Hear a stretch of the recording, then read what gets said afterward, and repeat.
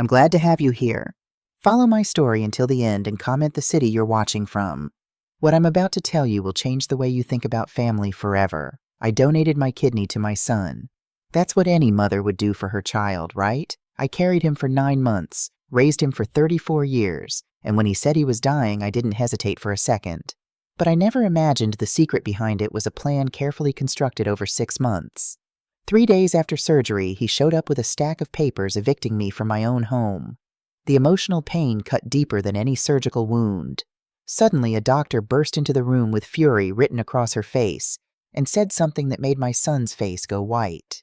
What she revealed next would destroy everything I thought I knew about my family and save me from a betrayal I never saw coming. But before my name is Melissa Hartford, and at 62 years old, I never thought I'd be sitting alone at my kitchen table on a Tuesday morning, staring at an empty chair and wondering where everything went wrong. The house was too quiet. It had been too quiet for 5 years now, ever since David passed away.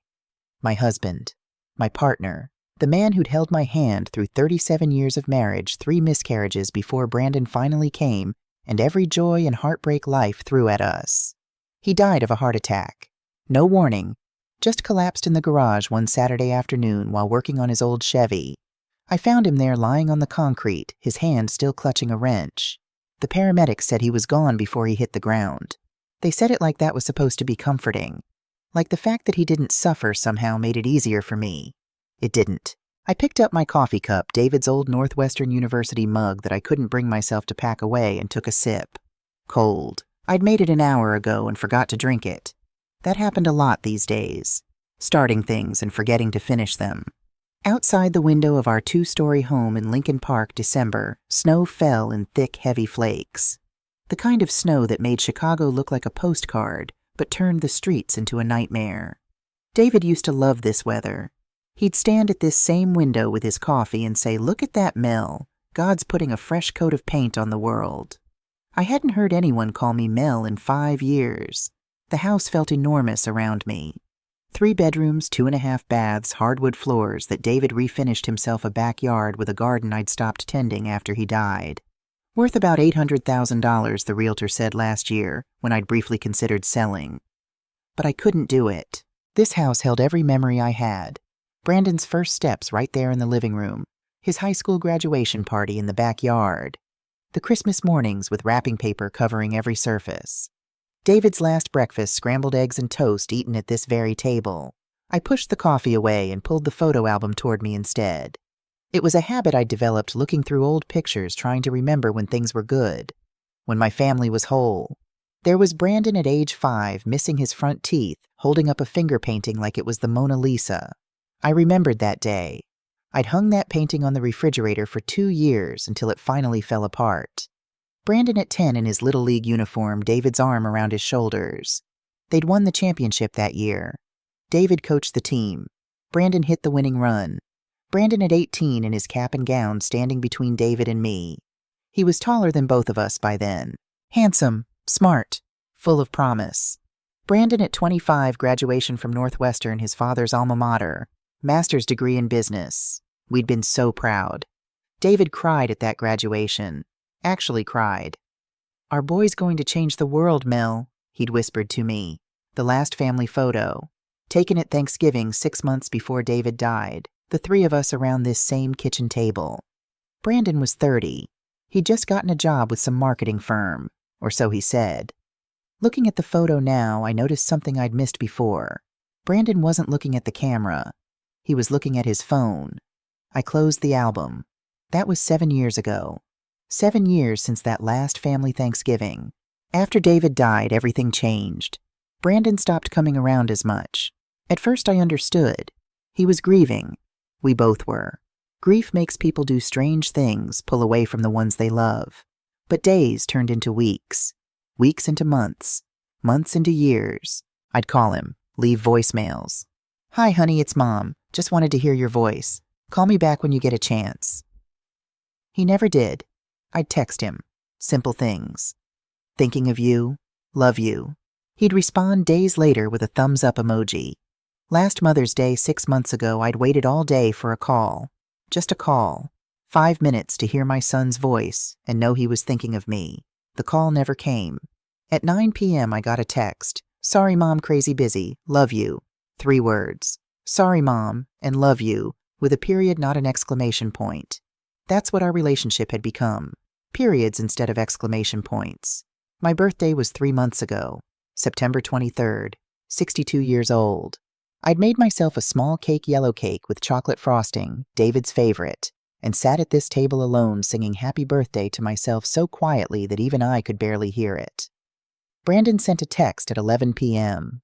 "Happy birthday, Mom. Sorry I missed you." He didn't miss me. He forgot me. I stood up from the table, my knees protesting. Arthritis. Another gift of getting older. I walked to the living room, to the mantel above the fireplace where I kept the photos I couldn't bear to pack away. David and me on our wedding day. David holding newborn Brandon in the hospital, looking terrified and overjoyed at the same time. Brandon's school pictures year by year showing a boy growing into a man. And then they stopped. No pictures of Brandon after age 30. Because after David died, Brandon stopped coming home for holidays. Stopped visiting. Stopped being part of this family. I picked up the phone. I'd called Brandon 12 times this month. December 10th. 12 calls in 10 days. All of them went to voicemail. I told myself I wouldn't call again. I told myself I had to stop being that mother. The one who clung too tight. The one who couldn't let go. But I dialed anyway. Ring, ring, ring. "Hi, you've reached Brandon Hartford. Leave a message." Beep. "Hi, honey, it's Mom again." My voice cracked. I cleared my throat. "I know you're busy. I just wanted to hear your voice. It's snowing here. Your father loved this kind of snow. Remember, he used to make you hot chocolate and you'd watch it together." I was rambling. I always rambled on these voicemails. "Anyway, call me when you get a chance. I love you, sweetheart. Beep. The voicemail cut me off. 30 seconds. That's all I got. I set the phone down and walked to the window.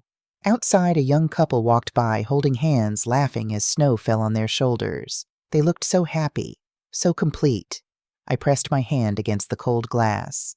"David," I whispered to the empty room. "I've lost him. I've lost our boy, and I don't know how to get him back." The house didn't answer. It never did. I made myself dinner that night, chicken soup from a can eaten standing at the stove because I couldn't face sitting at that empty table again. I took my blood pressure medication, washed my face, put on my nightgown, one of David's old t-shirts that still smelled like him if I buried my face in it and imagined hard enough. I lay in bed in the same spot I'd slept in for 37 years and stared at the ceiling. "Please, God," I prayed into the darkness. "Please let him call. Please let him remember he has a mother. Please don't let me die alone in this house without seeing my son one more time." But God didn't answer either. I fell asleep clutching my phone, hoping it would ring. It didn't.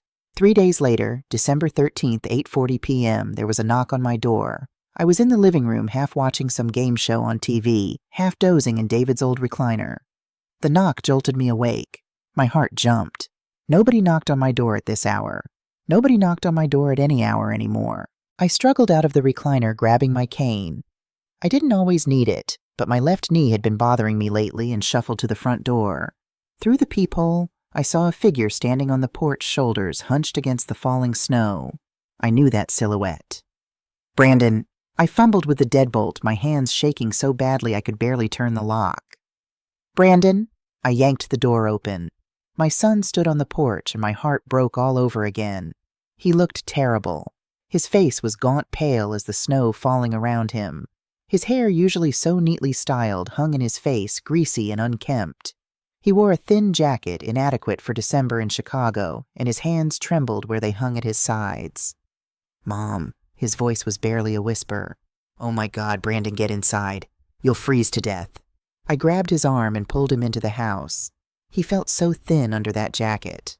When had he gotten so thin? I slammed the door behind him and turned on the hall light. In the better light, he looked even worse.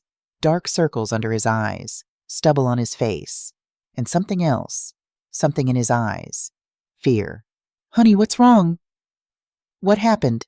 I reached for his face, but he flinched away. "Mom, He swallowed hard. "Can we sit down?" Of course, baby." I led him to the living room, to the couch. He sank into it like his legs wouldn't hold him anymore. Let me get you something. Are you hungry? When did you last eat? You look— Mom, stop! He held up a hand. Please, just sit down. I need to tell you something. The way he said it made my blood run cold. I lowered myself into David's recliner, my hand clutching the armrest so hard my knuckles went white. What is it, Brandon, you're scaring me? He looked at me, really looked at me, and I saw tears in his eyes. I'm sick, Mom. The world tilted. What, Mom? I'm sick. I've been sick for a while now. I didn't want to tell you because I didn't want you to worry, but— He put his face in his hands. His shoulders shook. I'm dying, Mom. I'm dying. I couldn't breathe. The room spun. Dying? What do you mean dying? From what did you see a doctor? Multiple doctors. He looked up at me and tears ran down his face. My son, my baby boy, crying. I have kidney failure, Mom. Stage 4 chronic kidney disease. My kidneys are shutting down. But there are treatments. Dialysis, transplants. Brandon, there are options. I've been on dialysis for 6 months. It's not working anymore. And the transplant list— He shook his head. I'm not high enough on the list. They said it could be years before I get a kidney. Years I don't have. I was on my feet before I knew I was moving. I crossed to him, sat beside him on the couch, pulled him into my arms. He folded against me like he used to when he was little, when he'd had a nightmare or scraped his knee or gotten his heart broken by his first girlfriend. Shh, baby, it's okay. We'll figure this out. We'll find a way. There is no way, Mom. His voice was muffled against my shoulder. The doctor said I have maybe 6 months, maybe less. My body is shutting down. I'm so tired all the time. I can barely work. I lost my job last month. I can barely afford my medication. I didn't know where else to go. You should have come to me sooner. You should have told me. I held him tighter. I'm your mother. You're never a burden to me. Never.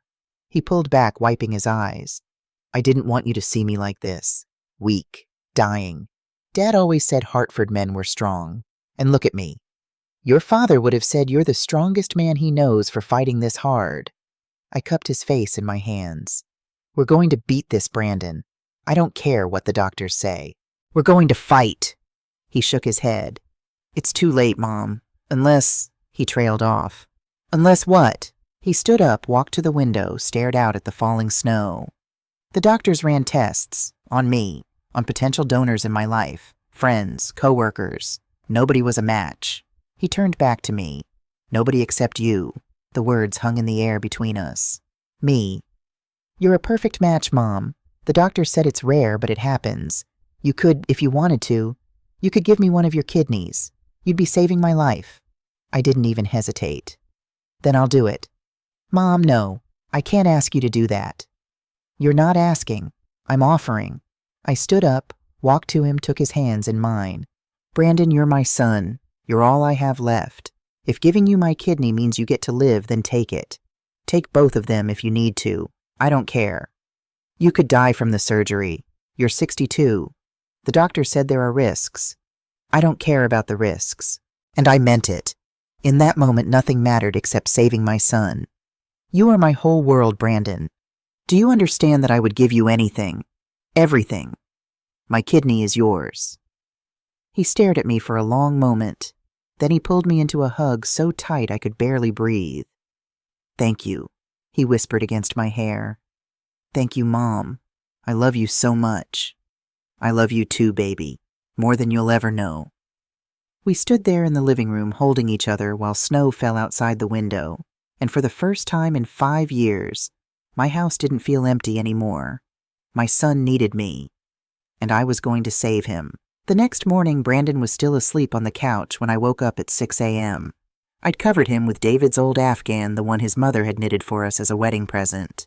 He looked so peaceful sleeping there, so young, like he was 12 years old again, sleeping in after a sleepover with his friends. I made coffee quietly, not wanting to wake him. Through the kitchen window, I watched the sun rise over the snow-covered neighborhood. It was going to be a beautiful day to save my son's life. Brandon woke up around 8. I heard him stirring in the living room, then the bathroom door closing. The shower ran for a long time. When he finally emerged, he looked a little better.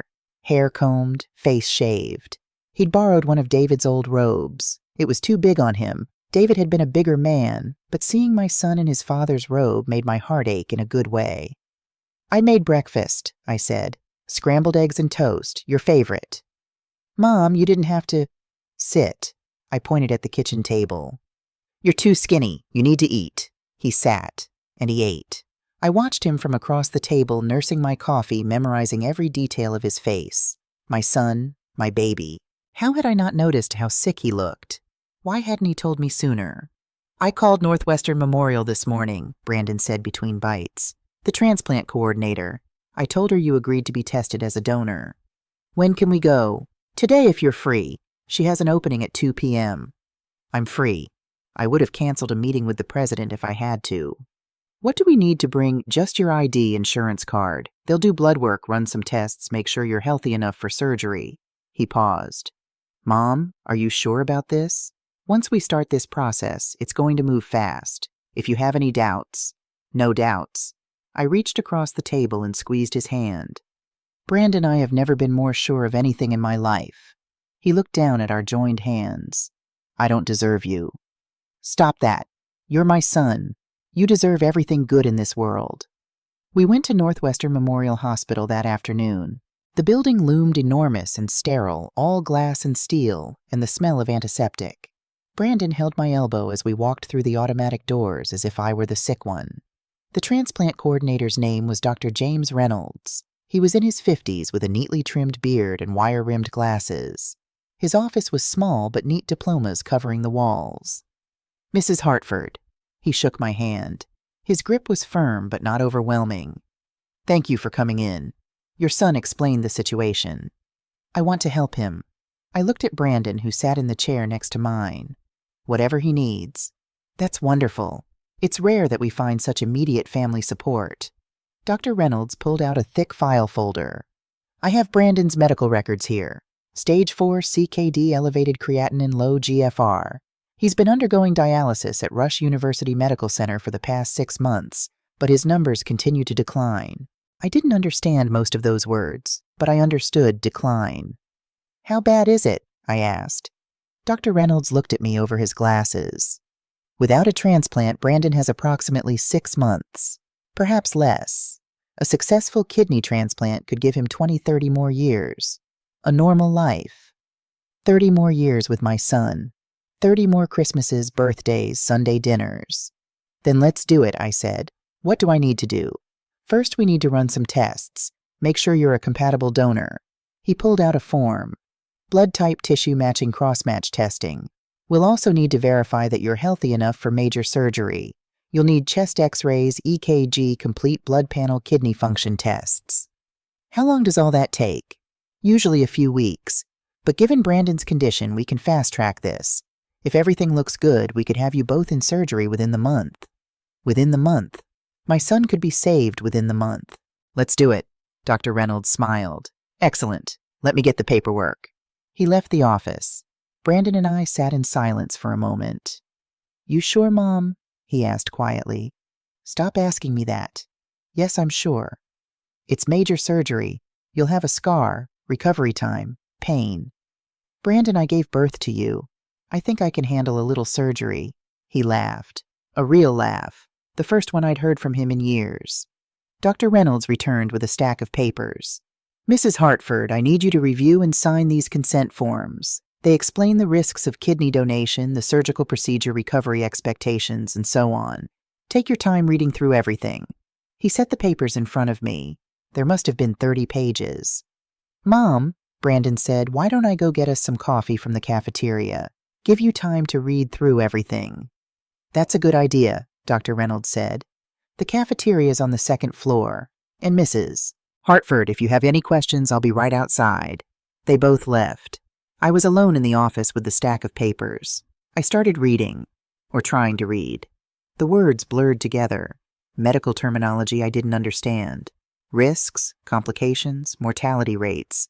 Each form seemed more complicated than the last. My head started to ache. I flipped through the pages. So many pages. Consent forms, release forms, insurance authorization, living donor evaluation, nephrectomy risks, Post-operative care instructions. I reached a page that looked different from the others. The header said property transfer authorization and medical power of attorney, combined form. I frowned. That seemed strange. Why would a medical consent form need property transfer information? But then I remembered maybe this was about paying for the surgery. My insurance was good, but maybe there were additional costs. The house was paid off. If they needed me to use the house as collateral for Brandon's medical care, I'd do it. Whatever it took. I kept flipping pages. Each one had a little colored tab with an X showing where to sign. So many signatures. My hand started to cramp. Brandon came back with 2 coffees. How's it going? There's so many forms, I said. I know, right? Medical bureaucracy. It's insane. He set a coffee in front of me. But that's how they protect themselves. Liability and all that. I guess. I took a sip of coffee. It was sweet. Brandon remembered I liked cream and 2 sugars. Dr. Reynolds returned. How are we doing, Mrs. Hartford? Just finishing up. I flipped to the last page, signed my name one final time. Melissa Hartford, dated December 14th. My hand was shaking from signing so much. Excellent. Dr. Reynolds gathered the papers, placed them back in the folder. I'll get these processed right away. We should have your test results by the end of the week. That fast, for you, Mrs. Hartford, will make it fast. He smiled. Your son is lucky to have a mother like you. I looked at Brando. The tests came back 3 days later. I was sitting in the living room trying to read, but mostly just staring at the same page when my phone rang. Mrs. Hartford, this is Dr. Reynolds from Northwestern Memorial. My heart stopped. Yes. I have wonderful news. Your tests came back. You're a perfect match for your son. Perfect match. The words echoed in my head. That's wonderful. More than wonderful. It's rare to have such compatibility even between family members. Your blood type, tissue markers, antibody crossmatch, everything aligns perfectly. You're an ideal donor, Mrs. Hartford. When can we do the surgery? How does next week sound? Thursday, December 22nd, just before Christmas. It would be the best gift you could give your son. Christmas. Brandon and I would spend Christmas together. Our first real Christmas in 5 years. Thursday is perfect. Excellent. I'll have my office send over the pre-surgery instructions. You'll need to stop eating solid food 24 hours before the procedure. Nothing to eat or drink after midnight the night before. We'll need you at the hospital by 6 a.m. I'll be there. One more thing, Mrs. Hartford. Do you have someone who can drive you home after you're discharged? You'll need assistance for the first few weeks of recovery. I thought about that. Who did I have? David was gone. Brandon would be recovering from his own surgery. I didn't have any close friends left. Most of them had drifted away after David died, uncomfortable with my grief. My son can help me, I said. Actually, your son will be recovering as well. It would be better if you had someone else, a friend or relative. I'll figure it out. I would. Somehow, we hung up. I sat there for a moment, phone in my hand, heart pounding. December 22nd. 8 days away. In 8 days, I would save my son's life. I called Brandon immediately. Honey, Dr. Reynolds just called. We're a perfect match. That's amazing, Mom. He sounded genuinely excited. Happy. When's the surgery? Next Thursday, December 22nd. Silence on the other end. Brandon. Sorry, I'm overwhelmed. I can't believe this is really happening. You're really saving my life. Of course I am. You're my son. Mom. His voice cracked. Thank you. I know I haven't been the best son these past few years. I know I've been distant. But I want you to know, I love you so much. Tears streamed down my face. I love you too, baby. The week passed in a blur of preparations. Brandon moved back home temporarily, he said, just to help me get ready for surgery and to recover together afterward.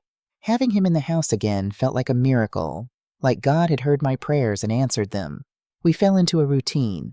Breakfast together at the kitchen table. Brandon would make the coffee strong and black for him, cream and 2 sugars for me. We'd watch the morning news together. He'd help me with errands, drive me to my pre-surgery appointments, sit with me in waiting rooms. It felt like having my son back. The real Brandon, not the distant stranger who'd forgotten me for 5 years. The night before the surgery, I made his favorite meal, pot roast with carrots and potatoes, the way David used to make it. The recipe I'd learned from David's mother passed down through 3 generations of Hartford family dinners. Brandon came down to the kitchen as I was pulling the roast from the oven. "Mom, you didn't have to cook. You're supposed to be resting." "Nonsense. This might be my last home-cooked meal for a while. I'm going to enjoy it." I set the pot on the table. Besides, I wanted to make something special for our last dinner before everything changes. He sat down at the table. His spot, the same spot he'd sat in since he was 5 years old and tall enough to see over the table edge. I served the pot roast same as I'd done 1,000 times before. The ritual was comforting, normal, like all those Sunday dinners we used to have back when David was alive and Brandon was still mine. We ate in comfortable silence for a while. Then Brandon set down his fork. "Mom, I need to tell you something." My heart clenched. "What's wrong?" "Nothing's wrong. I need you to know something before tomorrow." He looked at me and there were tears in his eyes. "You're the best mother anyone could ask for. I know I haven't shown it. I know I've been a terrible son, but you never gave up on me. Even when I disappeared for months at a time, you kept calling, kept leaving voicemails, kept loving me." "Brandon." "No, let me finish. When Dad died, I should have been there for you. You lost your husband. You were alone in this house. And I abandoned you. I was so wrapped up in my own grief, my own life, that I forgot you were grieving too." I reached across the table and took his hand. "Grief makes people do strange things. I never blamed you. You should have." He squeezed my hand. "But that's who you are. You forgive. You love. You give without asking for anything in return. Tomorrow you're giving me your kidney. You're giving me your life. And I'll spend the rest of my days trying to be worthy of that gift." "You're already worthy. You're my son." We finished dinner. I cut 2 slices of apple pie, David's favorite dessert, and we ate them slowly, savoring every bite. After dinner, Brandon insisted on doing the dishes. I sat at the table and watched him, this tall man who used to be my little boy, standing at the sink with soap bubbles up to his elbows. "You know," I said, "when you were little, you used to stand on a stool to reach the sink. You'd insist on helping me wash dishes. You'd splash water everywhere and drop half the plates." He laughed. "I remember. Dad would come in and pretend to be mad, but he'd be laughing. He loved you so much, Brandon. He'd be so proud of you right now, fighting this illness, being so brave." Brandon's hands stilled in the dishwater. "I miss him." "Me too, honey. Every single day." After the dishes were done, we sat together in the living room. Brandon turned on the TV, some old Western movie, the kind David used to love. We didn't really watch it. We just sat there, mother and son, in the house that held all our memories. Around 10 p.m., I stood up. "I should get to bed. We have to be at the hospital at 6 a.m. Brandon stood too. "Mom, can I ask you something?" "Of course." "Are you scared?" I thought about that. Was I scared of surgery, of pain, of dying on the operating table? "No," I said honestly. "I'm not scared, because I know that tomorrow I'm going to save you, and that's all that matters." He hugged me, a real hug, the kind I hadn't gotten from him in years. I felt his heart beating against my chest, this heart that I'd listened to on ultrasounds before he was born, this heart that I'd kept beating all those years ago when he'd had pneumonia at age 3 and nearly died. "I love you, Mom," he whispered. "I love you too, sweetheart, more than all the stars in the sky." I went upstairs to bed. I lay there in the darkness, David's t-shirt soft against my skin, and I prayed. "David," I whispered into the empty room, "if you're up there, watch over us tomorrow. Watch over Brandon. He's all I have left of you. Please, God, let this surgery work. Let him live. I don't care what happens to me. Just let him live." I fell asleep clutching David's wedding ring, the one I wore on a chain around my neck, right next to my own. I dreamed of Brandon as a little boy running through the backyard with David chasing him, both of them laughing. In the dream, David looked at me and said, "Take care of our boy Mel. Promise me you'll always take care of him." "I promise," I said. "See?" And I meant it. The alarm went off at 4:30 a.m. I woke up groggy, disoriented. Then I remembered. Today was the day. Brandon was already awake. I heard him moving around downstairs. I got dressed slowly, comfortable clothes like the hospital had instructed. No jewelry, no makeup, no perfume. Just me, Melissa Hartford, about to give part of myself to save my son. Brandon drove us to Northwestern Memorial. The streets were empty at this hour, just streetlights reflecting off the snow. Neither of us spoke. What was there to say? At the hospital, a nurse met us at the entrance with a wheelchair for me. "I can walk," I protested. "Hospital policy, Mrs. Hartford. Save your strength." Brandon walked beside the wheelchair as the nurse pushed me through the maze of hallways. Everything smelled like antiseptic and floor wax. Too bright, too cold, too real. They took us to the surgical prep area, 2 curtained cubicles side by side. "Mrs. Hartford, you'll be in here. Mr. Hartford, you're next door." The nurse drew the curtain. "The surgical nurse will be with you in just a moment." I changed into the hospital gown. Thin, paper, humiliating. I sat on the bed and waited. A different nurse came in. Young, maybe 30. She smiled at me the kind of smile medical professionals give to patients they feel sorry for. "Mrs. Hartford, I'm Nurse Carol Andrews. I'll be prepping you for surgery." She started an IV in my left arm. I looked away. I'd never been good with needles.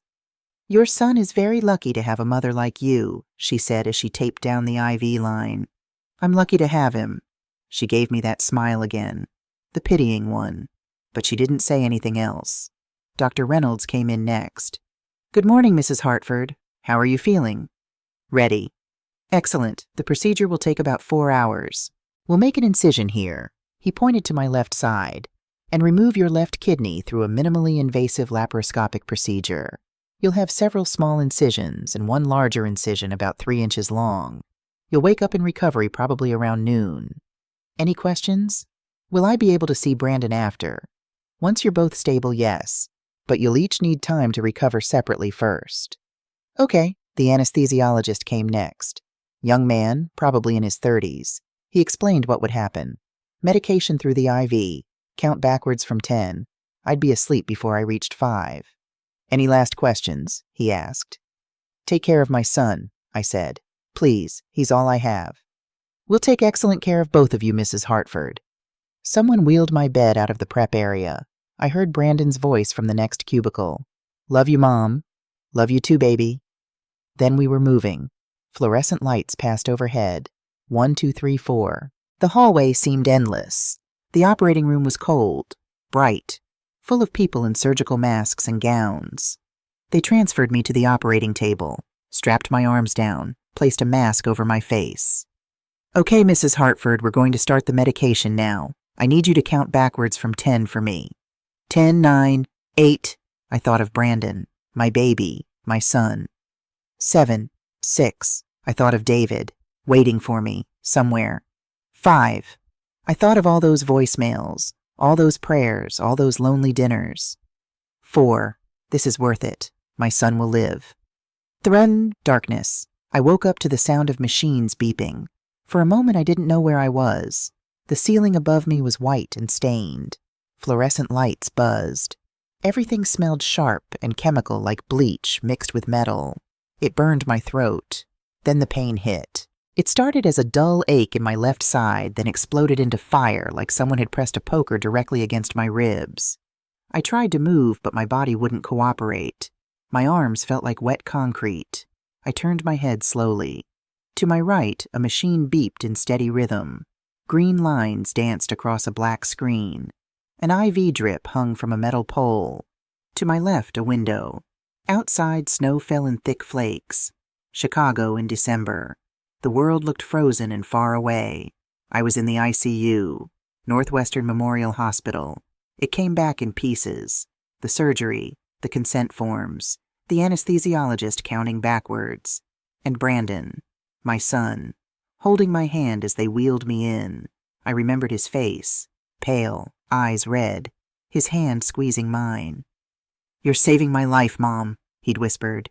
I swallowed. My mouth tasted like metal. A thin blanket covered me, but I was cold. I looked down. Beneath the hospital gown, I could see the edge of a bandage. White gauze wrapped around my torso. Underneath, a 9-inch scar ran across my left side, the place where they'd taken my kidney for Brandon. I pressed the call button. My fingers shook.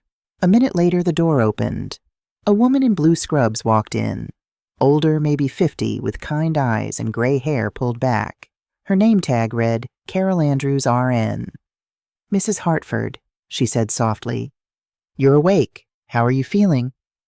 Like someone cut me open, I said. My voice came out rough. She smiled, but it didn't reach her eyes. That's normal. You just came out of surgery yesterday afternoon. The pain will get better. Yesterday, I'd lost time, a whole night. Where's Brandon? I asked. Where's my son?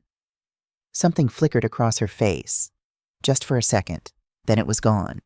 Your son is recovering on another floor, Mrs. Hartford, she said. She checked the IV, adjusted the blanket.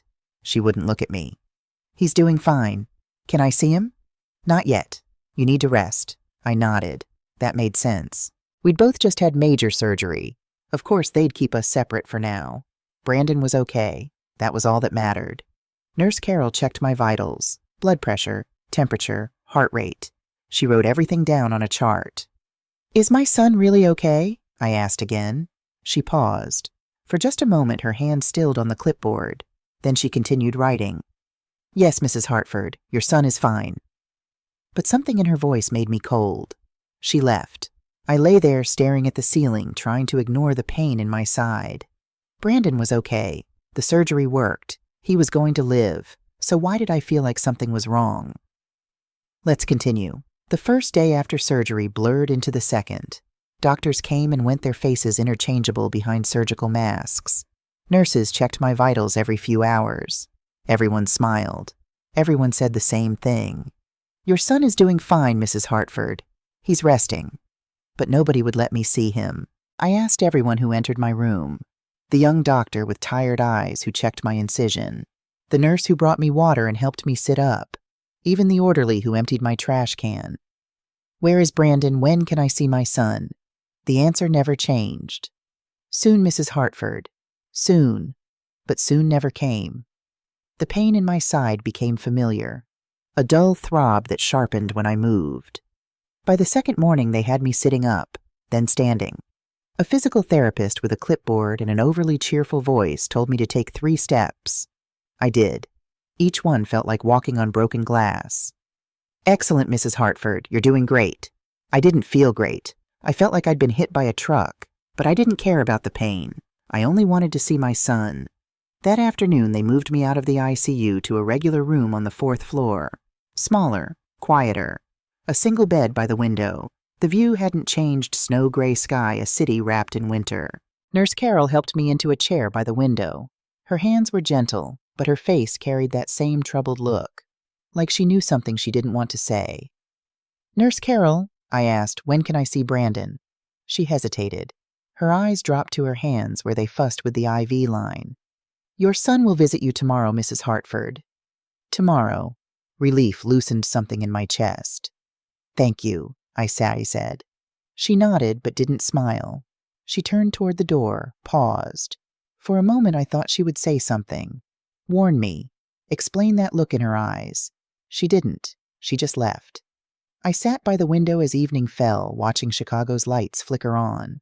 Christmas lights blinked in the distance. Red, green, gold. The world was preparing for the holidays, families gathering, children laughing, love and warmth and togetherness. Tomorrow I would see my son. Tomorrow I would hold him and tell him I loved him.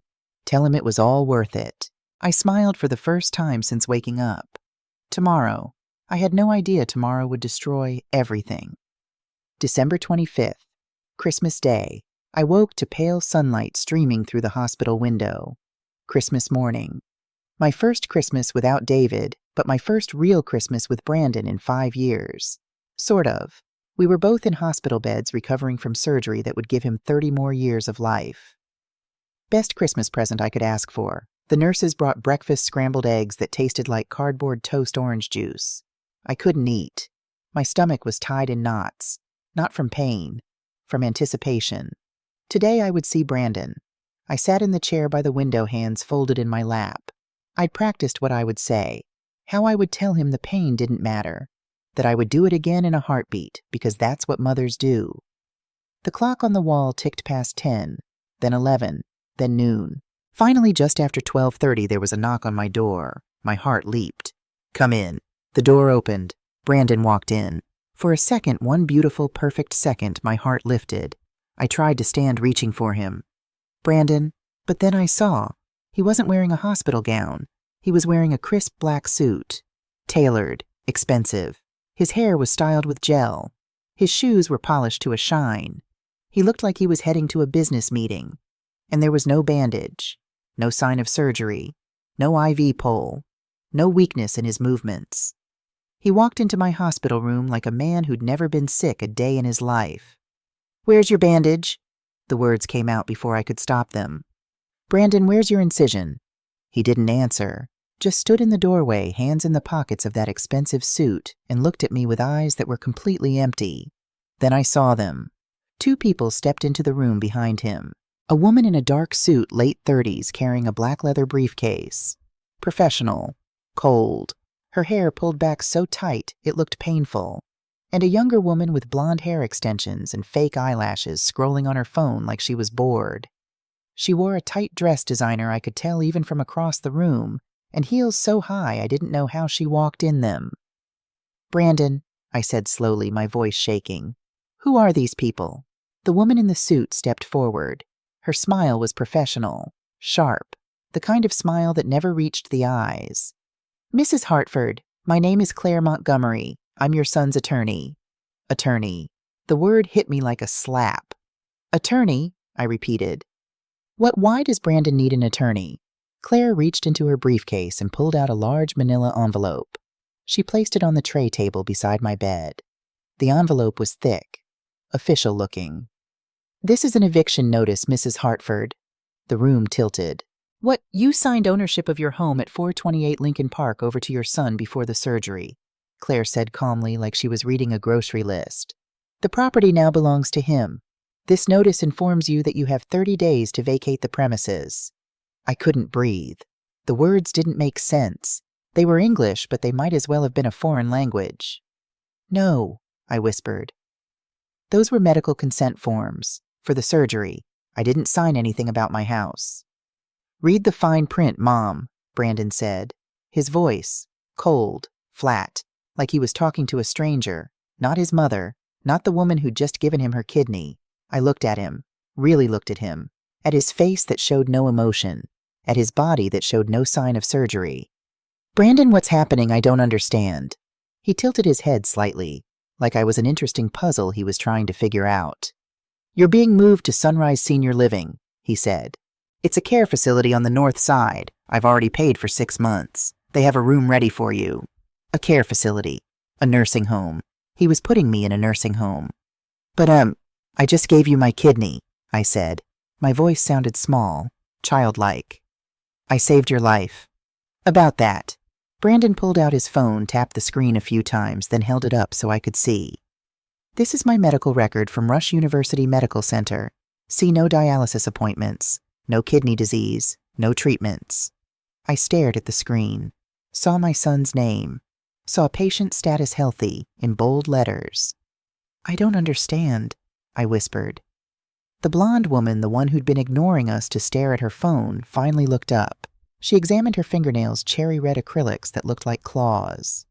"Oh my God, Brandon, can we go? This is taking forever.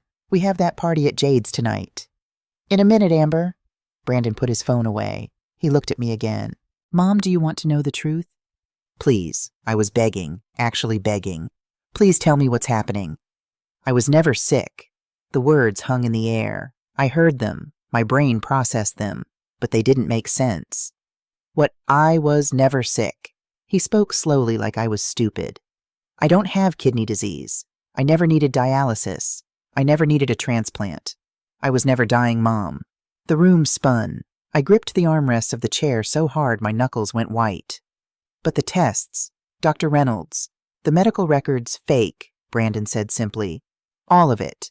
The doctor was paid. The records were forged. The whole thing was staged." I couldn't process this. It was too big, too impossible. "Then where?" My voice broke.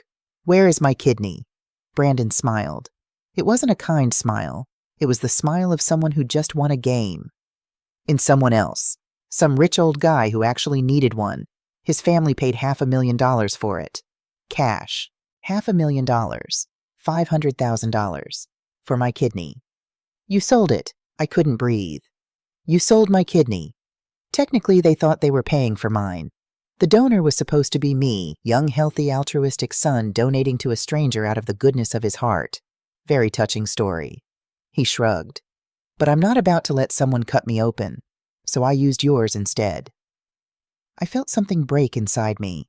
Not loudly, not dramatically, just a quiet crack like ice breaking under weight. Why? The word came out as barely a whisper. Why would you do this to me? Because I could. 3 words. 3 simple words that destroyed 34 years of being a mother. Because I could. Not because I needed the money. Not because I was desperate. Not even because I hate you. Just because I could. Brandon, my voice was shaking so badly I could barely speak. I'm your mother. I carried you for 9 months. I raised you. I loved you. I gave you everything. And now you've given me your house and $500,000, he interrupted. So thanks for that. Amber sighed loudly. Brandon, seriously, we need to go. I told Jade we'd be there by 3. Right. Brandon adjusted his cufflinks. Actual cufflinks gold and probably expensive. Mom, the moving company will pack up your stuff. Take whatever fits in your room at sunrise. The rest we're donating or selling. Brandon, please. Oh, and one more thing. He pulled an envelope from his inside jacket pocket. This is the final mortgage statement. Just so you know, the house is paid off. $800,000 free and clear. Should sell pretty quickly in Lincoln Park. He tossed the envelope on my lap like it was trash. Claire cleared her throat. Mrs. Hartford, I suggest you review the documents. If you have any questions, you can reach me at this number. She placed a business card on top of the envelope. But I should inform you that everything was done legally. You signed the property transfer authorization forms. It's all binding. I couldn't speak, couldn't think, couldn't do anything but sit there and watch my son, my baby, my Brandon destroy me. He turned to leave. Amber was already halfway out the door back to scrolling on her phone. Wait, I said. My voice was so small. Brandon, wait. Please. He paused, didn't turn around, just stood there with his back to me. Was any of it real? I asked. These past 2 weeks, you coming home, the dinners, the talks, telling me you loved me. Was any of it real? He looked back over his shoulder. Does it matter? Then he was gone. Claire snapped her briefcase shut and followed him out. I sat alone in that hospital room staring at the door they'd just walked through, at the manila envelope on my lap, at the business card with Claire Montgomery's name embossed in gold.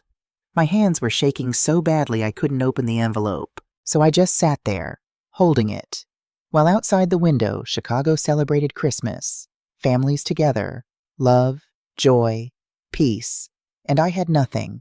Nothing but a scar on my side and a hole where my son used to be.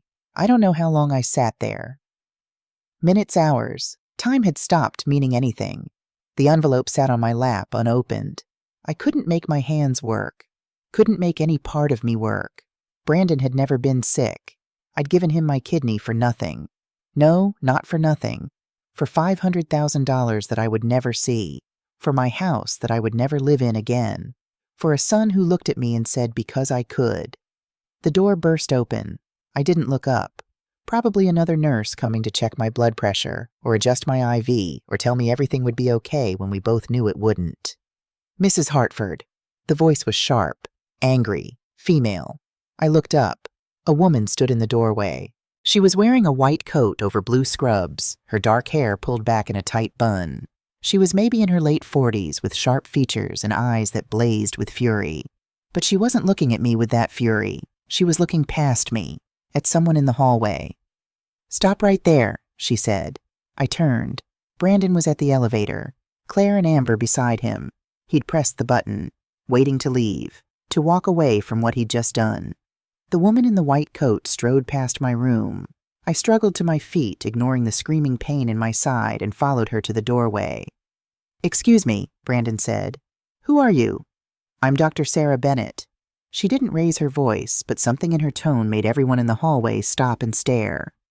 Head of transplant surgery at this hospital, and I know exactly what you did. Brandon's face went pale, just slightly, just enough that I saw it. I don't know what you're talking about, he said. Don't you, Doctor? Bennett crossed her arms.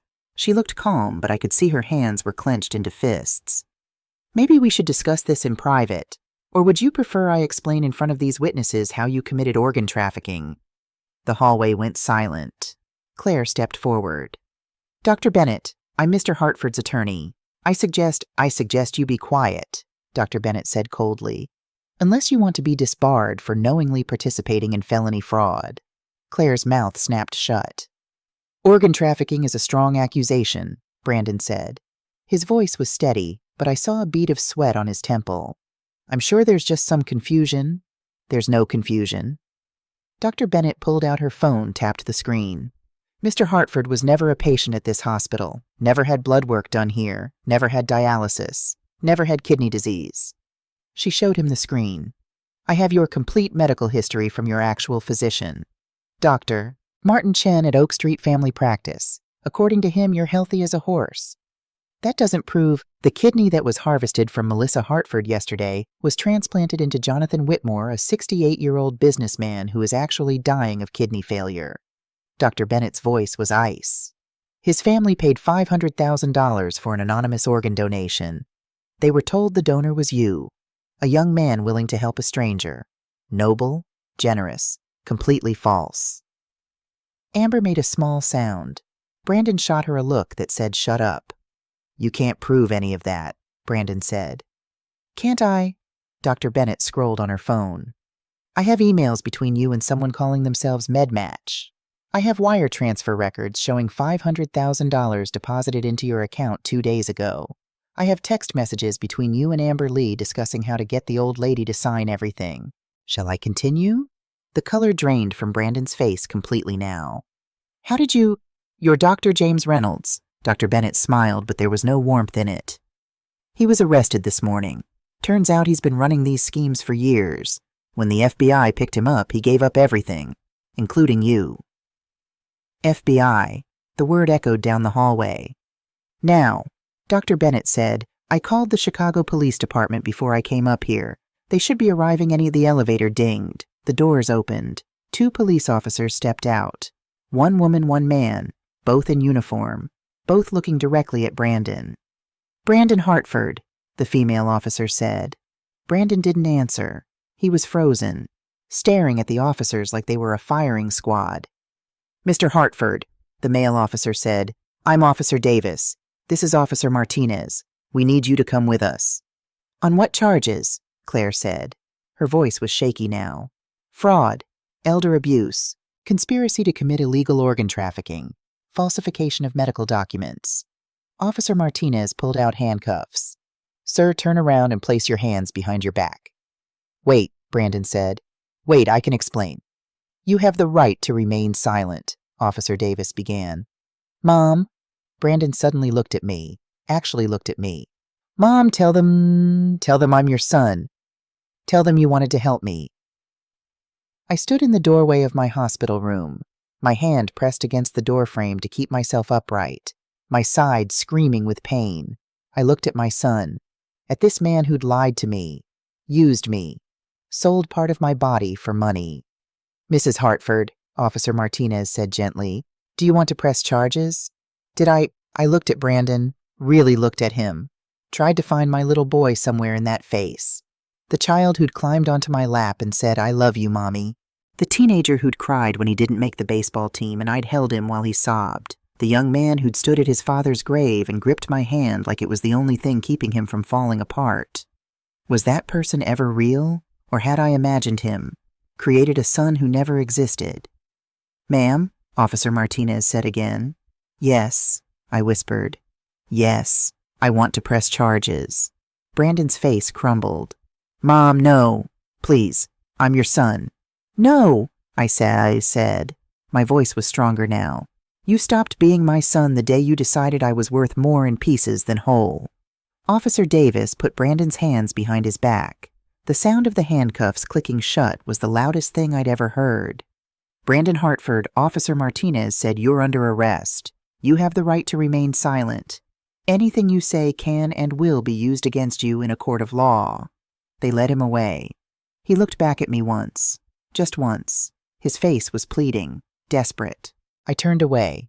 walked back into my hospital room, sat down in the chair by the window, and I didn't look back. I heard the elevator ding, heard it close, heard the sound of my son being taken away, and I felt nothing, just empty. Dr. Bennett came into my room a few minutes later. She knocked first softly, then entered when I didn't respond. Mrs. Hartford. She pulled up a chair and sat beside me. I'm so sorry. I'm so sorry you had to find out this way.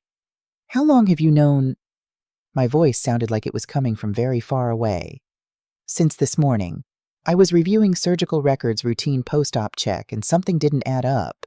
Your son had no medical history with us, no previous appointments, no referrals. So I started digging. She paused. I found James Reynolds' connection. He's not affiliated with Northwestern. He's a private practitioner who lost his license in Wisconsin 5 years ago for insurance fraud. He's been operating under the radar setting up these fake transplant scenarios. How many? I asked. You're the third victim we know of. The FBI is investigating others. 3 people, 3 families destroyed by this man, by my son. The kidney I gave, I said slowly, it went to someone named Jonathan Whitmore. Yes, a good man, a real patient who actually needed a kidney. His family was desperate. They'd been on the transplant list for 2 years. When they were approached about a private donation, they jumped at it. They had no idea it was stolen. Stolen. My kidney was stolen. What happens now? I asked.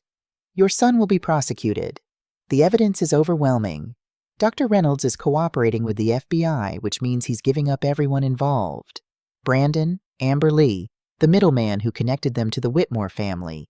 Everyone. And me. Dr. Bennett took my hand. Hers was warm. Mine was ice cold. You're a victim, Mrs. Hartford, not a criminal. But you'll need to testify. Tell the court what happened. How Brandon manipulated you. The house, I said. He took my house. The property transfer will be challenged. Any document signed under false pretenses is voidable. You'll get your house back. How long? A few months, maybe longer. The legal process is slow. Where do I go in the meantime? Dr. Bennett was quiet for a moment. Then she said something that broke me all over again. I don't know. I started to cry. Not loud dramatic sobs, just silent tears that ran down my face and wouldn't stop. I don't have anyone, I whispered. David's dead. Brandon's... I don't even know what Brandon is. I don't have friends. I don't have family. I'm 62 years old and I'm completely alone. You're not alone. Dr. Bennett squeezed my hand. I'm here. The hospital social worker will help find you temporary housing. And... She hesitated. There's something else you should know. I looked at her through my tears. Jonathan Whitmore, the man who received your kidney, he wants to meet you. Why? Because he didn't know the truth. His family thought they were paying for an altruistic donation. When he found out what really happened, he was horrified. He wants to apologize. To help if you'll let him. Help from a stranger, because my own son had destroyed me. I don't want his pity, I said. It's not pity. It's gratitude. You saved his life, Mrs. Hartford, whether you meant to or not. He wants you to know that your sacrifice mattered. I looked out the window. Snow was still falling. Christmas lights still blinking. The world continued on like my life hadn't just shattered into a million pieces. Okay, I said finally. I'll meet him. Dr. Bennett stood. Get some rest, Mrs. Hartford. I'll check on you tomorrow. She left. I sat alone in the gathering darkness, watching snow fall on Chicago, and wondered how I would survive this. My son had stolen my kidney, my house, my dignity, but he hadn't stolen everything. I was still breathing, still here, still alive. And somewhere in this city, a man named Jonathan Whitmore was alive because of me. Maybe that had to be enough. They kept me in the hospital for 3 more days. Dr. Bennett said it was normal recovery time for kidney donation, but I think she was also worried about discharging me to nowhere. On the 2nd day, Detective Raymond Cooper came to take my statement. He was in his early 50s with gray hair and kind eyes that had seen too much. Mrs. Hartford, I need you to walk me through everything, from the beginning. So I did. I told him about Brandon showing up that snowy night, about the fake medical records, about signing papers I didn't fully read because I trusted my son, about waking up from surgery and not being able to see him. Detective Cooper took notes. Lots of notes. You said you were in Dr. Reynolds' office when you signed the property transfer, he asked. Yes. He left me alone with a stack of papers. Brandon went to get coffee. I was by myself trying to read through all this medical terminology, and then there was this one form that looked different, but I thought it was for insurance or collateral or something. Did Brandon tell you it was for insurance? I thought about that. No, he didn't explain it at all. He just said to sign where the X's were. And you didn't read it carefully. No, I felt ashamed. Stupid. I trusted him. He was my son. Detective Cooper's face softened. Mrs. Hartford, you're not the first person to be defrauded by family, and you won't be the last. This is not your fault, but it felt like my fault, for being too trusting, too desperate for my son's love, too willing to believe he cared about me. What else can you tell me about Brandon's girlfriend, Amber Lee? Cooper asked. I only met her that one time, in the hospital. She seemed young, focused on her phone. She kept saying they had to leave, that they had a party to go to. Did Brandon ever mention her before? No, I didn't even know he had a girlfriend. Cooper made another note. We believe Amber was instrumental in planning this fraud. We've subpoenaed her phone records, her bank accounts, her social media. She's been living a very expensive lifestyle lately. Designer clothes, luxury vacations, expensive restaurants, all funded by your kidney, Mrs. Hartford. My kidney had bought some girls' designer purses. My pain had paid for her parties. There's something else you should know, Cooper said. Brandon has significant gambling debts. He owes $300,000 to a man named Victor Lang, an illegal bookmaker. Lang has been pressuring Brandon for months, threatening him. So that was why. Not because Brandon was evil necessarily, because he was desperate and weak and chose the easy way out. He chose to use me. Does that make it better or worse? I asked. That he had a reason? It doesn't make it right, Cooper said. Having a reason doesn't excuse what he did. On the third day, a woman from the hospital social services came to see me. Her name was Patricia. She was middle-aged, efficient, wearing a cardigan with cat pins on it. Mrs. Hartford, we need to discuss your discharge plan. Where will you be staying when you leave the hospital? I don't know. She consulted her tablet. Your home is currently tied up in legal proceedings. Do you have family friends? Anyone who can take you in temporarily? No. I see. More tapping on the tablet. There are some transitional housing options. Senior living facilities that accept short-term residents. Or we have a program that partners with extended stay hotels. Mrs. Hartford, we both turned. A man stood in the doorway. Tall, thin, distinguished-looking, maybe late 60s. He wore an expensive suit and leaned slightly on a wooden cane. Yes, I said. My name is Walter Griffin. I work for Jonathan Whitmore. May I come in? Patricia stood. Mrs. Hartford, I'll leave my information with the nurses' station. Please call me when you've made a decision about housing. She left. Walter came in, moving slowly, carefully, like every step required thought. Mr. Whitmore would very much like to meet you, he said, if you're willing. Now, if you're feeling up to it. He's downstairs. He was discharged 2 days ago, but came back specifically to see you. I looked down at myself.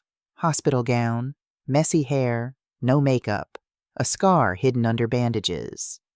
I'm not exactly presentable, he said. You're perfect, Walter said gently. Mr. Whitmore doesn't care about that. He just wants to thank you. So I said yes. Walter went to get him. I sat in the chair by the window and waited. 5 minutes later, there was a knock. Mrs. Hartford, may I come in? Yes. The door opened. Jonathan Whitmore walked in, and I understood immediately why his family had been so desperate to save him. He had kind eyes. Not just kind. Warm. Genuine. The kind of eyes that smiled even when his mouth didn't. He was tall, well-dressed, moving slowly like someone who'd just been through major surgery. But his color was good. His posture straight. He looked like a man who'd been given a second chance at life. Because of my kidney. Mrs. Hartford. He stopped a respectful distance away. Thank you for seeing me. I know this must be incredibly difficult. Mr. Whitmore. Please call me Jonathan. He gestured to the chair. May I sit? Of course. He lowered himself carefully into the chair. Walter stood by the door, silent, watchful. I don't know where to begin, Jonathan said. I've been practicing what to say for 2 days and nothing seems adequate. You don't have to say anything. Yes, I do. He looked at me directly. Mrs. Hartford Melissa, if I may, I thought I was receiving a kidney from your son, a young man who wanted to help a stranger. My family paid for what we believed was an altruistic donation. We had no idea the truth. I know. When Dr. Bennett told me what really happened, he shook his head. I was horrified, sickened. I wanted to refuse the kidney return it somehow, but of course that's not how it works. You were dying, I said.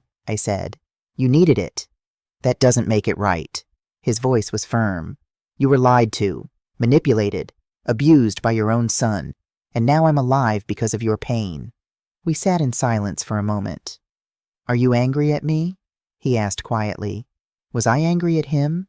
At this man who'd done nothing wrong, who'd believed he was receiving a gift, not stolen property? No, I said. I'm not angry at you. Then what are you feeling?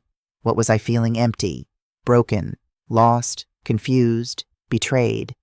I don't know, I admitted. Jonathan nodded slowly. I understand. Or I'm trying to. I can't imagine what you're going through. He paused. But I want you to know something. You saved my life. Whether you intended to or not, whether you knew me or not, you saved my life. I have 3 grandchildren who still have their grandfather because of you. I have years ahead of me because of you. That's not nothing, Melissa. That matters. Tears spilled down my cheeks. I didn't do it for you, I whispered. I did it for him, for Brandon, and he never needed it. It was all a lie. But I needed it. Jonathan's voice was gentle. And now I'm here. I'm alive. That's not a lie. That's real. He reached into his jacket pocket and pulled out an envelope. I know you're going through legal battles to recover your home. I know you have nowhere to go when you're discharged. So I'm making you an offer, and I want you to know there are no strings attached. No expectations. Just gratitude. He held out the envelope. I took it with shaking hands. Opened it. Inside was a single piece of paper, an address, a phone number. My home is very large, Jonathan said. Too large for 1 man and 3 children who visit on weekends. I have a guest suite on the 1st floor, private entrance, full amenities. It's yours for as long as you need it. I stared at the paper. I can't accept this. Why not? Because it's charity. Because I don't know you. Because you think you don't deserve help. Jonathan's voice was kind but firm. Melissa, you just had major surgery. You've lost your home. Your son betrayed you in the worst possible way. You need time to heal. Time to figure out your next steps. Let me give you that time. I can't pay you rent. I'm not asking you to. I'm asking you to accept a gift from someone whose life you saved, whether you meant to or not. I looked at the address, 2840 Lakeshore Drive. Think about it, Jonathan said. He stood slowly, using the chair arm for support. The offer stands. When you're ready to be discharged, call that number. Walter will come get you. No pressure, no expectations. Just a place to rest while you recover. He walked to the door, then paused. Melissa, one more thing. Yes, you deserve better than what your son did to you. You deserve a family that values you. I hope you'll let me and my grandchildren try to be that family. Not as a replacement for what you lost, but as something new, something good. Then he was gone. I sat holding the envelope, staring at the address, and for the first time since waking up from surgery, I felt something other than despair. I felt possibility. If you're just joining us, go back and watch parts 1 and 2 first. This story will only make sense if you understand the full journey. Let's finish this. I was discharged from the hospital on December 29th, 4 days after Christmas. 4 days after my world shattered. Dr. Bennett came to check on me one last time. Your incision is healing well. Keep it clean and dry. No heavy lifting for 6 weeks. Any pain, call me immediately. Thank you, Dr. Bennett, for everything. She squeezed my hand. You're stronger than you know, Melissa. Remember that. Nurse Carol helped me get dressed. Real clothes, not a hospital gown. Soft pants with an elastic waist that wouldn't press on my incision. A loose sweater, my winter coat. Where are you headed, Mrs. Hartford? Carol asked as she adjusted my collar. I'm not sure yet. But I was lying. I'd called the number Jonathan gave me. Walter was coming to pick me up at 10 a.m. I was going to 2840 Lakeshore Drive. At exactly 10, Walter appeared in the doorway with a wheelchair. "Hospital policy," he said with a small smile, "even though you can walk just fine." He wheeled me down to the main entrance. A black car waited at the curb. Not a limousine, nothing flashy, just a nice sedan. Walter helped me into the back seat, careful not to jostle my side. "Comfortable?" he asked. "Yes, thank you." We drove through Chicago. The city looked different now. Same snow-covered streets, same buildings, same Christmas decorations coming down from storefronts. But I was seeing it with new eyes. The eyes of someone who'd lost everything and was starting over. We turned onto Lakeshore Drive. The frozen expanse of Lake Michigan stretched to our right, gray and endless. Walter pulled up to a 3-story brick house with white columns and a semicircular driveway. "We're here," he said. The house was beautiful. Not a mansion, but substantial. Elegant. The kind of home that spoke of old money and good taste. Snow covered the front lawn and lights glowed warm in the windows. Walter came around to help me out of the car. Each movement sent a spike of pain through my side, but I gritted my teeth and didn't complain. The front door opened before we reached it. Jonathan stood there wearing casual clothes slacks and a sweater. He looked better than he had in the hospital. Color in his face. Strength in his posture. "Melissa, welcome home." Home! The word made my throat tight. "Thank you for having me," I managed to say. "Come in, you must be exhausted." The inside of the house was even more beautiful than the outside. Hardwood floors, crown molding, a staircase with a polished banister. But it didn't feel cold or showy. It felt lived in. Comfortable. Family photos on the walls. Children's artwork on the refrigerator visible through the kitchen doorway. "Your suite is this way," Jonathan said, leading me down a hallway off the main entrance. "I thought you'd prefer the first floor. No stairs to navigate while you're recovering." He opened a door. The room was perfect. A large bedroom with a queen-sized bed covered in a soft blue quilt. A private bathroom with grab bars installed by the toilet and shower. A small sitting area with a comfortable chair and a window overlooking the garden. Everything I could need. "The kitchen is always open," Jonathan said. "Help yourself to anything. Walter does the grocery shopping on Thursdays. Just let him know if there's anything special you want." "This is too much," I whispered. "It's not enough." Jonathan's voice was firm but kind. "You saved my life, Melissa. The very least I can do is give you a safe place to heal." He left me alone to rest. I sat on the edge of the bed so much softer than the hospital bed and looked around at this beautiful room that a stranger had given me because my son had destroyed me. And I cried. Not from sadness this time. From overwhelming gratitude. From the strange mercy of a world that could be so cruel and so kind at the same time. I slept for 14 hours straight. When I woke up, sunlight was streaming through the window, and I could hear children's voices somewhere in the house. Children. I got up slowly, carefully, and made my way to the bathroom. My reflection in the mirror shocked me. I looked 10 years older than I had 2 weeks ago. Hollow cheeks, dark circles, gray hair that needed washing. But I was alive. I cleaned up as best I could, changed into fresh clothes, and ventured out of my room. The children's voices were coming from the kitchen. I followed the sound. 3 children sat at the kitchen table eating pancakes. 2 girls and a boy. The oldest looked about 11 with long brown hair and a ponytail. The middle child was a boy maybe 9 with serious eyes behind wire-rimmed glasses. The youngest was a girl 7 at most with pigtails and a gap-toothed smile. They all looked up when I walked in. "Hello," I said nervously. "Grandpa," the youngest shouted. "The lady's awake." Jonathan appeared from what looked like a pantry, carrying a bottle of syrup. "Ah, Melissa. Good morning. Come meet my grandchildren." He gestured to each child in turn. "This is Emma, Noah, and Sophie." "Hello," Emma said politely. Noah gave a small wave. Sophie bounced in her chair. "Are you the lady who gave Grandpa his kidney?"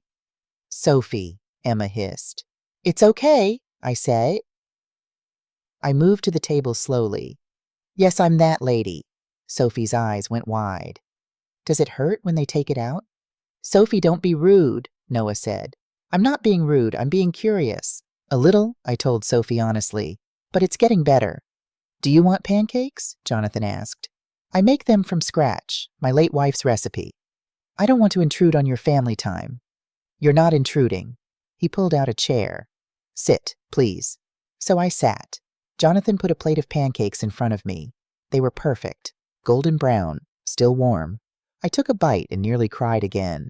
I couldn't remember the last time someone had cooked for me. These are delicious, I said. Grandpa makes the best pancakes in the world, Sophie announced. Even better than restaurants. That's high praise, I said. Emma was watching me carefully. Mrs. Hartford, can I ask you something? Of course, and please call me Melissa. Why did you give your kidney to someone you didn't know? The question stopped me. I set down my fork. I didn't mean to, I said honestly.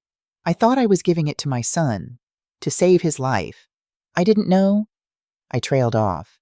How do you explain to children that your own child betrayed you? Grandpa told us, Noah said quietly, about what your son did. That's really messed up.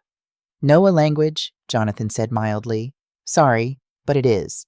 Yes, I agreed. It is. Sophie reached across the table and patted my hand with her small, sticky one. It's okay, Miss Melissa. You can have our grandpa now. We'll share. Something in my chest broke open. This 7-year-old child offering to share her grandfather with a stranger because she understood loss. Thank you, sweetheart, I whispered. After breakfast, the children went to play in the den. I helped Jonathan clear the table, moving slowly because of my incision. They're wonderful children, I said. They are. Their mother, my daughter, passed away 3 years ago. Car accident. Their father couldn't handle it. He left, just walked away from them. Jonathan's voice was steady, but I heard the pain underneath. So they live with me now. I'm so sorry. We manage, more than manage. We're happy. He dried a plate. Emma is the responsible one, takes care of her siblings like a little mother.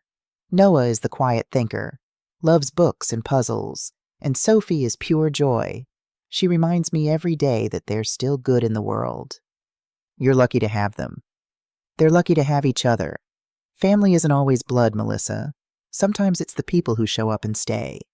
I thought about that. About Brandon, who had my blood but not my heart. About these 3 children who shared nothing with me but were willing to share their grandfather. Would you like to help me with something? Jonathan asked. What? Emma's struggling with her math homework. Fractions. I'm terrible at math. And I understand you were a teacher. Elementary school. For 30 years. Perfect. She could use some help. So I spent the afternoon sitting at the kitchen table with Emma working through fraction problems. It felt good to be useful. To use my brain for something other than replaying my son's betrayal. Emma was sharp, quick to understand once concepts were explained clearly. You're really good at this, she said as she solved a particularly tricky problem. You're a very bright student. Can you help me again tomorrow? If your grandfather doesn't mind. I don't mind at all, Jonathan said from across the room where he was helping Noah with a jigsaw puzzle. That night at dinner pot roast that Walter had prepared, I sat at the table with Jonathan and his 3 grandchildren and felt something I hadn't felt in years. I felt like part of a family. 2 weeks into January, Detective Cooper came to visit me at Jonathan's house. He called ahead and Jonathan offered to stay while we talked, but I told him I'd be fine. Cooper sat in the living room, his coat dusted with snow. Mrs. Hartford, I have some updates on your case. Please call me Melissa. Melissa, first the good news. The property transfer documents have been declared invalid. They were signed under false pretenses and fraudulent circumstances. Your house will be returned to you within the month. Relief flooded through me. Really? Really? Brandon will be required to vacate immediately. Anything he removed from the property must be returned or he'll face additional theft charges. My house. I was getting my house back. What about the money? I asked. Cooper's expression darkened. That's more complicated. Brandon spent most of it. $300,000 went to Victor Lang to pay off gambling debts. Another $100,000 was spent on luxury purchases, cars, jewelry, vacations. The remaining $100,000 has been frozen in his accounts. You'll get that back, plus the court will order restitution, but recovering the rest will take time. Victor Lang is facing separate charges and claims he didn't know the money was illegal. It'll be tied up in legal battles for months, maybe years. So I won't see most of it. Probably not. I'm sorry. I nodded. I'd expected as much. What about Brandon? He's being held without bail. The prosecutor is building a case. Multiple charges, elder abuse fraud conspiracy to commit organ trafficking, falsification of documents. With Dr. Reynolds cooperating and the evidence we have, it's a strong case. When's the trial?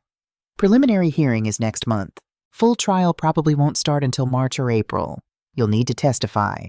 The thought of seeing Brandon again, of sitting in a courtroom and telling strangers what he'd done, made me feel sick. I'll testify, I said. There's something else. Cooper pulled out his phone, showed me a photo. Do you know this man? I looked at the picture. Middle-aged, heavy-set, wearing expensive clothes. Cold eyes. No. Who is he? Victor Lang, the bookie Brandon owed money to. We've been investigating him for months.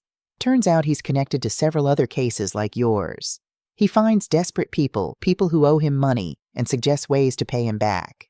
Usually illegal ways. Organ trafficking, identity theft, insurance fraud. He suggested this to Brandon. We think so. We found emails between them discussing alternative payment methods.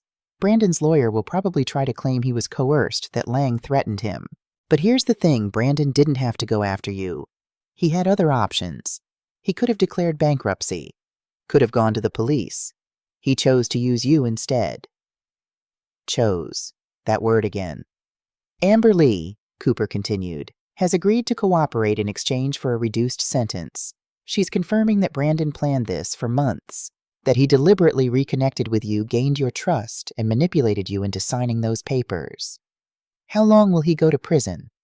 If convicted on all charges, 10 to 15 years minimum, possibly more. 10 to 15 years. Brandon would be almost 50 when he got out.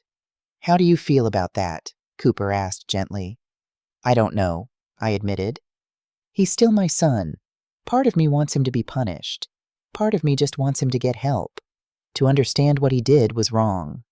Those things aren't mutually exclusive. After Cooper left, I sat in Jonathan's living room for a long time watching snow fall outside the window. Emma came in carrying a book. Miss Melissa, are you okay? Yes, sweetheart. Just thinking. About your son. How did you know? She sat next to me on the couch. Grandpa said a policeman came. I figured it was about him. You're very observant. My mom used to say that. Emma was quiet for a moment. Do you miss him? Your son. I miss who I thought he was. Does that make sense? I think so. I miss my mom, but sometimes I'm mad at my dad for leaving. Can you miss someone and be mad at them at the same time? Yes, they said. You absolutely can. She leaned against me, carefully mindful of my healing incision. I put my arm around her. I'm glad you're here, Miss Melissa, she said. Me too, sweetheart. Me too. March came cold and gray. The trial date arrived March 15th. Jonathan offered to come with me. So did Walter, but I went alone. This was something I needed to face by myself. The Cook County Courthouse was massive, imposing. I walked through the metal detectors, took the elevator to the 4th floor, and found courtroom 4B. The gallery was already filling up. I saw Detective Cooper, Dr. Bennett, Nurse Carol, people I barely knew who'd come to support me. And there at the defense table was Brandon. He looked different, thinner, paler. His hair was longer, unkempt. He wore an orange jumpsuit and handcuffs. When I walked in, he looked up. Our eyes met. I felt nothing. No anger, no love, nothing. It was like looking at a stranger. The prosecutor was a woman in her 40s named Karen Preston. Sharp suit, sharper eyes. She'd met with me twice to prepare my testimony. Remember, she'd told me, just tell the truth. Don't embellish. Don't minimize. Just tell the jury exactly what happened. The judge entered. Everyone stood. The State of Illinois versus Brandon Michael Hartford. Please be seated. The trial moved faster than I expected. Preston laid out the case methodically. Email evidence, bank records, text messages between Brandon and Amber, medical records both fake and real. Dr. Reynolds testified via video from prison. He explained how Brandon had contacted him, offered him $50,000 to create fake medical records and pose as a hospital doctor. Did you have any hesitation? Preston asked. Yes, but I needed the money. I'd lost my medical license. This was the only way I could make a living. Did Mr. Hartford tell you his mother didn't know the truth? He said she didn't need to know, that it would be easier if she thought she was saving his life. Amber Lee testified next. She wore a modest dress, no makeup, looked nothing like the girl in designer clothes scrolling on her phone. Whose idea was the kidney scheme? Preston asked. Brandon's. He'd been researching it for months. He found Victor Lang's connection to illegal organ brokers on the dark web. And what was your role? I helped him plan, rehearsed what he'd say to his mother, made sure he looked sick. She paused. I knew it was wrong, but Brandon said we'd be set for life, that his mother had a house worth almost $1 million, that she was old and wouldn't live much longer anyway. Wouldn't live much longer anyway. Like I was already dead. Already disposable. The courtroom murmured.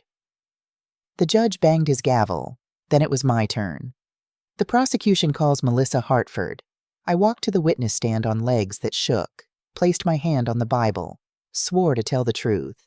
Preston approached. Mrs. Hartford, can you tell the jury about your relationship with your son before December of last year? So I did. I told them about the 5 years of silence, the unreturned phone calls, the forgotten birthdays and holidays, the loneliness. When Brandon showed up at your door on December 13th, what did he tell you? That he was dying, that he had kidney failure, that I was his only hope. Did you believe him? Yes, he's my son. I had no reason not to believe him. What did you do? I agreed to donate my kidney, immediately, without hesitation. Preston showed me the consent forms. Did you understand you were signing over your house? No, I thought they were medical forms. Brandon told me to sign where the X's were. I trusted him. Why? The question hung in the air. Because he's my son, I said simply. Because I loved him. Because I thought he loved me. Brandon's lawyer, a public defender named Maxwell Reed, cross-examined me. Mrs. Hartford, you say you didn't read the documents carefully. Isn't it true that you were simply careless? I trusted my son. But you're an educated woman, a former teacher. You could have read more carefully. I trusted my son, I repeated. If you can't trust your own child, who can you trust? Reed tried to paint me as a negligent mother, suggested that Brandon's distance was my fault, that I'd driven him away with neediness. Isn't it true that you called your son excessively, left multiple voicemails? I called because I missed him, because I was alone, because he's my son and I loved him. Loved him enough to smother him, Preston objected. The judge sustained. But the damage was done. Reed was planting seeds of doubt, making it seem like I deserved what Brandon did. Finally, Preston asked, Mrs. Hartford, if you could say one thing to your son, what would it be? I looked at Brandon. He was staring at the table, refusing to meet my eyes. I would tell him that I forgive him, I said quietly. The courtroom went silent. But forgiveness doesn't mean what he did was okay. It doesn't erase the consequences. It doesn't mean I trust him or want him in my life. It just means I'm not going to let his betrayal poison the rest of my life. I'm choosing to move forward, to heal, to find joy again, without him. I stepped down from the witness stand. Brandon finally looked up. Tears ran down his face. Mom, he said. Mom, please. Quiet, the judge said. But I'd already turned away, walked back to my seat, didn't look back. The jury deliberated for 3 hours. They found Brandon guilty on all counts. The judge sentenced him to 12 years in federal prison. No possibility of parole for at least 8. Brandon sobbed as they led him away. Called for me. Mom, please, I'm sorry, I'm so sorry. I sat still, silent, watched them take him through the door, and felt nothing but relief that it was over. I'm sitting in the garden behind Jonathan's house, watching Emma, Noah, and Sophie play in the spring sunshine. It's been 1 year since the trial. 1 year since Brandon was sent to prison. 1 year since my old life ended and my new life began. I sold my house in Lincoln Park. Too many memories. Too much pain. The money from the sale combined with the $100,000 recovered from Brandon's accounts and Jonathan's insistence that I didn't need to pay rent gave me financial security for the first time in years. I started teaching again. Not full-time, just tutoring. Emma's friends, Noah's classmates, Sophie's kindergarten peers. Word spread that there was a retired teacher living at the Whitmore house who was patient and kind and really good at explaining fractions.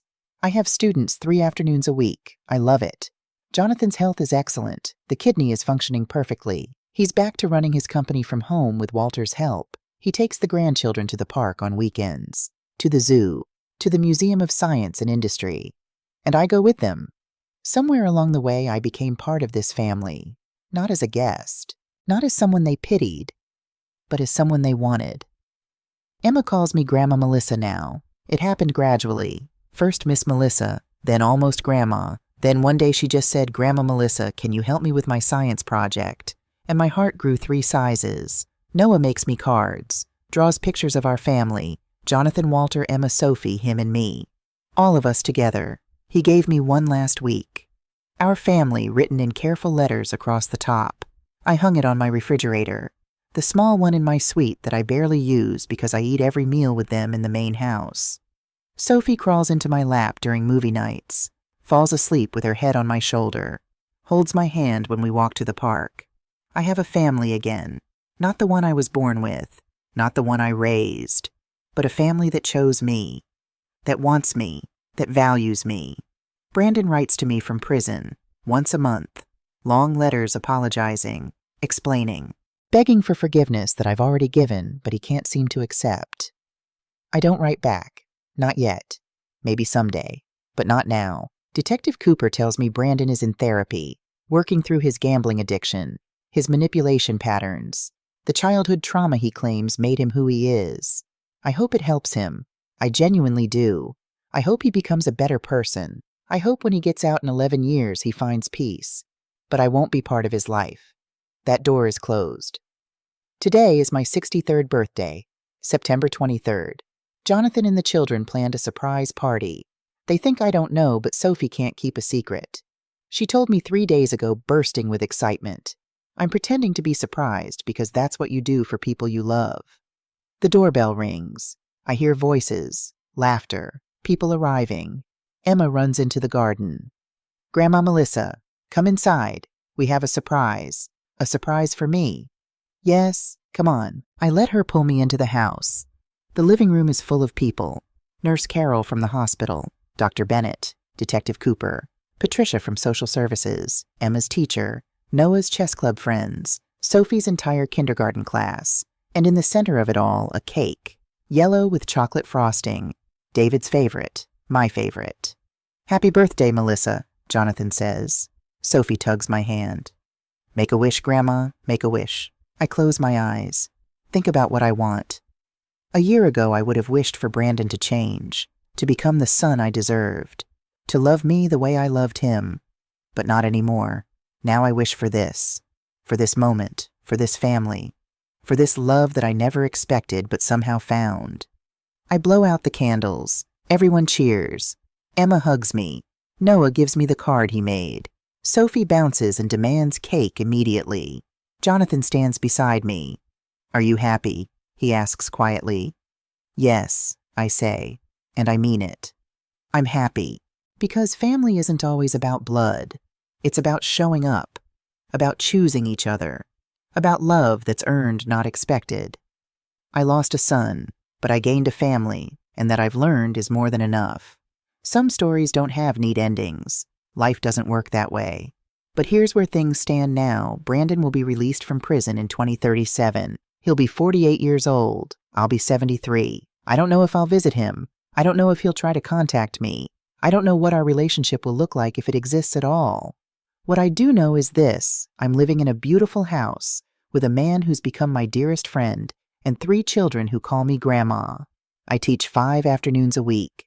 I volunteer at the library on Saturdays. I have coffee with Dr. Bennett once a month. I'm part of a community again. My kidney, the one I gave away thinking I was saving my son, saved Jonathan's life. Gave him years with his grandchildren. Gave me a family I never expected. Sometimes the worst betrayals lead us to the greatest blessings. I'm not grateful for what Brandon did. I'll never be grateful for that. But I'm grateful for where I ended up. If you're watching this and you've been betrayed by family, I want you to know something. It's not your fault. You're not stupid for trusting. You're not weak for loving. You're human. And there are people out there, people you haven't met yet, who will value you, who will choose you, who will show you what real family looks like. Don't give up. Don't let bitterness destroy you. Don't let someone else's cruelty steal your joy. You deserve better, and better is out there, waiting for you. You just have to be brave enough to accept it when it comes. My name is Melissa Hartford. I'm 63 years old. I gave my kidney to my son, and he betrayed me in the worst possible way. But I survived. I healed. I found love again. And if I can do it, so can you.